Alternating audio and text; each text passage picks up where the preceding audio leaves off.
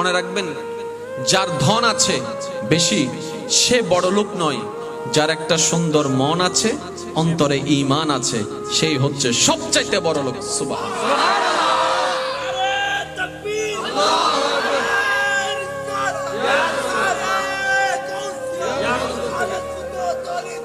উচ্চ আওয়াজ একবার বলেন মারহাবা। ভাই, আপনার কাছে টাকা থাক না থাক, সম্পত্তি থাক না থাক, ডাজন্ট ম্যাটার। আপনার কাছে যদি আপনার রবটা থাকে, আর কিচ্ছুর দরকার হবে না। মনওয়ালারাই সবচাইতে বড় লোক। যার কাছে কি আছে? এবার আমি বলবো না, আপনারাই বলবেন। কোটি টাকা আছে কিন্তু হাত থেকে পানি পড়ে না, কিপটে। কি?